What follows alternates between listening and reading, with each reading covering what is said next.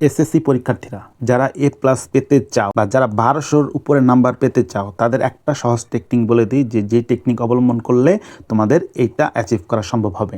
সেটা হচ্ছে খুব ভালো করে টেস্ট পেপারটা সলভ করবে। যদি টেস্ট পেপারটা খুব ভালো করে সলভ করো তাহলে দেখবে তোমাদের এ প্লাস সহজেই উঠে যাবে। রিসেন্ট বোর্ডে আসা কোয়েশ্চেনগুলো খুব ভালো করে সলভ করবে। আর যারা 1200-র উপরে নাম্বার পেতে চাও তারা বিভিন্ন স্কুলের আসা টেস্ট পরীক্ষার প্রশ্নগুলো খুব ভালো করে সলভ করবে। স্যার অনেক টেস্ট পরীক্ষার প্রশ্ন, কোনটা সলভ করব?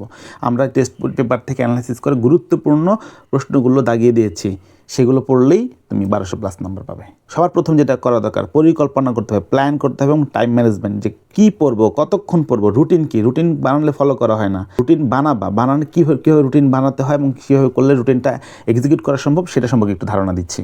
ধরো তুমি শনিবার লিখবে, শনিবার দিন তুমি কী করবে, ধরো ফিজিক্স অধ্যায়টা পড়বে, তাহলে ফিজিক্সের পড়বে অধ্যায় এবং ফিজিক্সের কোন অধ্যায়টা পড়বে, সেকেন্ড চ্যাপ্টারটা পড়বে। কতক্ষণ ধরে পড়বে? 2 ঘন্টা। কেমিস্ট্রি থার্ড চ্যাপ্টারটা পড়বো, কতক্ষণ ধরে পড়বো? 2 ঘন্টা।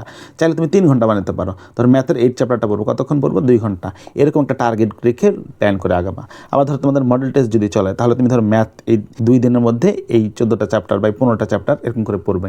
2 ঘন্টা এরকম করে তারপরে হচ্ছে মূল বইটা খুব ভালো করে পড়বে।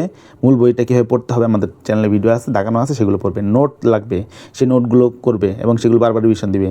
আমরা সুন্দর করে নোট বানিয়ে দিয়েছি এবং সেগুলো বারবার রিভিশন করবে এবং অধ্যায় ধরে ধরে পড়বে এবং লটস অফ বিগত বছরের বোর্ড কোয়েশ্চেনটা খুব ভালো করে সলভ করবে। বিগত বছরের বোর্ড কোয়েশ্চেন যদি তুমি ভালো করে সলভ করো এবং টেস্ট পেপার থেকে যদি মডেল টেস্ট দাও অনেক ভালো করতে পারবে। এবং দুর্বল বিষয়ের প্রতি মনোযোগ, যে অধ্যায় বা যে বিষয়টা দুর্বল সেগুলোর প্রতি বাড়তি একটু সময় দাও এবং পরীক্ষার হলে টাইম ম্যানেজমেন্টটা এখন থেকেই হাতে ধরে সময় নিয়ে প্র্যাকটিস করো। প্রচুর মডেল টেস্ট দেওয়ার চেষ্টা করো এবং গুরুত্বপূর্ণ প্রশ্ন, বোর্ডে আসা বিগত বছরের প্রশ্নগুলোই বারবার সলভ করবে এবং দৈনিক একটু রিভিশন প্ল্যান রাখো এবং স্বাস্থ্যের প্রতি মনোযোগ দাও। নিয়মিত খাবার খাওয়া, পর্যাপ্ত ঘুম দাও এবং যদি কোনো প্রশ্ন সমস্যা হয় তাহলে ইউটিউব অনলাইন থেকে সেই টপিকটা সার্চ দিয়ে দেখো সুন্দর মতন, তাহলেই দেখবে ইনশাল্লাহ তোমরা এ প্লাস পাবে, ভালো করতে পারবে।